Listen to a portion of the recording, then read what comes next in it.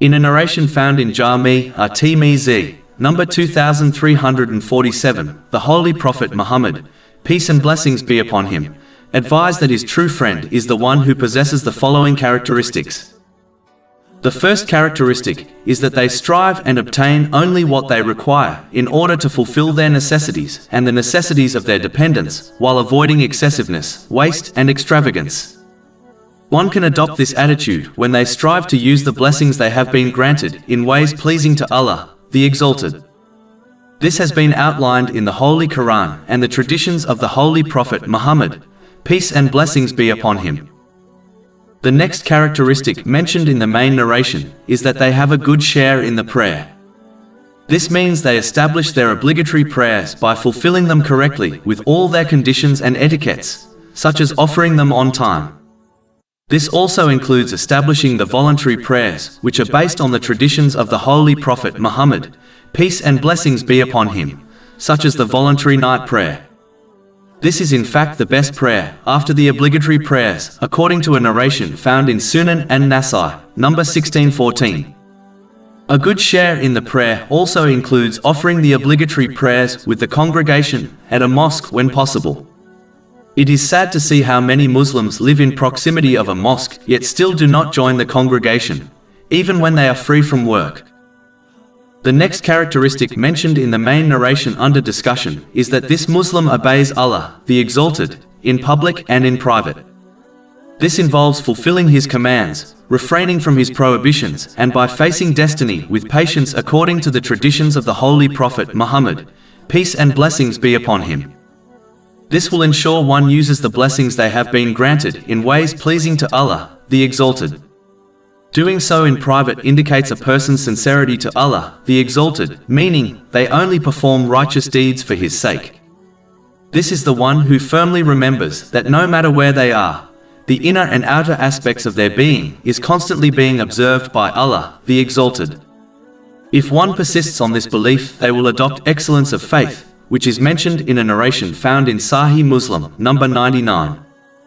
It means they act, such as performing the prayer, as if they can observe Allah, the Exalted, watching them. This attitude encourages righteous deeds and prevents sins. The next characteristic mentioned in the main narration is that they avoid obtaining any type of fame or social honor. According to a narration found in Jami' at-Tirmidhi, number 2376, this desire is more destructive to a Muslim's faith than the destruction two hungry wolves would cause to a herd of sheep. A person's craving for fame and status is arguably more destructive to one's faith than their craving for wealth. A person will even spend their beloved wealth on obtaining fame and prestige.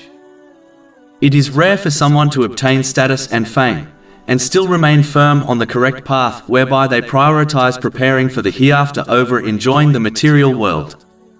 In fact, a narration found in Sahih Bukhari, number 6723, warns that a person who seeks status in society, such as leadership, will be left to deal with it themselves, but the one who receives it without asking for it will be aided by Allah, the Exalted, in remaining obedient to Him. Another narration found in Sahih Bukhari, number 7148, warns that people will be keen to obtain status and authority, but it will be a great regret for them on the Day of Judgment. This is a dangerous craving, as it forces one to strive intensely to obtain it, and then strive further in order to hold on to it, even if it encourages them to commit oppression and other sins. The worst type of craving for status is when one obtains this through religion. A narration found in Jami' at-Tirmidhi, number 2654, warns that this person will go to hell. Seeking repute also causes one to act in order to please people, instead of acting to please Allah, the Exalted. This person will be told to gain the reward for their deeds on Judgment Day from the people they acted for, which will not be possible. This has been warned in a narration found in Jami' at-Tirmidhi, number 3154. Seeking repute also causes one to adopt negative characteristics, such as being two-faced in order to please everyone. This leads to many sins, and this person will ultimately be disgraced publicly by Allah, the Exalted. The very people which they aim to please will criticize and hate them, even if they conceal this from them. The final thing mentioned in the main narration is that their death comes quickly, their mourners are few, and the inheritance they leave behind is small. Their death comes suddenly so that they are taken to the mercy of Allah, the Exalted, quickly and in order to protect them from the difficulties of a slow and prolonged death. Their mourners are few, as they avoided seeking social honor and preferred to remain anonymous, as they feared showing off their righteous deeds to others. But the few mourners they do have are far better than the many the rich and famous have. Their few mourners are sincere in their sadness and genuinely supplicate to Allah, the Exalted, for their forgiveness, whereas the many mourners of the rich and famous do not behave in this manner. The inheritance they leave behind is small, as they directed the vast majority of their blessings towards the hereafter by using them in ways pleasing to Allah, the Exalted. They understood that anything they left behind would fall into the hands of others who would enjoy the blessings while they, the deceased, will be held accountable for obtaining it. It is why a narration found in Jami' at-Tirmidhi, number 2379, warns that a person's family and wealth abandons them at their grave, and only their deeds accompany them in their lonely grave.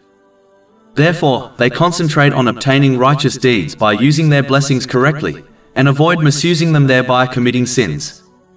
Even though they leave little behind, as inheritance they in fact take a lot with them to the hereafter in order to support themselves in their moment of need.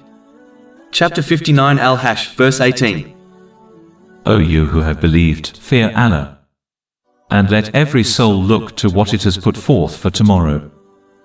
Finally, they may not leave much worldly things behind, such as wealth and properties, but they do leave behind a huge legacy of goodness, such as ongoing charity and useful knowledge, which continues to benefit them even after their death. This has been indicated in a narration found in Jami' at-Tirmidhi, number 1376. To conclude, those who claim to love the Holy Prophet Muhammad, peace and blessings be upon him, must support this verbal claim with actions. Claims without actions have little value in both worldly and religious matters. One of these proofs is to adopt these characteristics which lead to his friendship. The one who befriends the Holy Prophet Muhammad, peace and blessings be upon him, will be granted his company in the hereafter. Chapter 4 An-Nisa, verse 69. And whoever obeys Allah and the Messenger, those will be with the ones upon whom Allah has bestowed favor of the prophets, the steadfast affirmers of truth, the martyrs and the righteous. And excellent are those as companions. Over 400 free ebooks, audiobooks, infographics, podcasts and blogs available on our website, www.shaykhpod.com.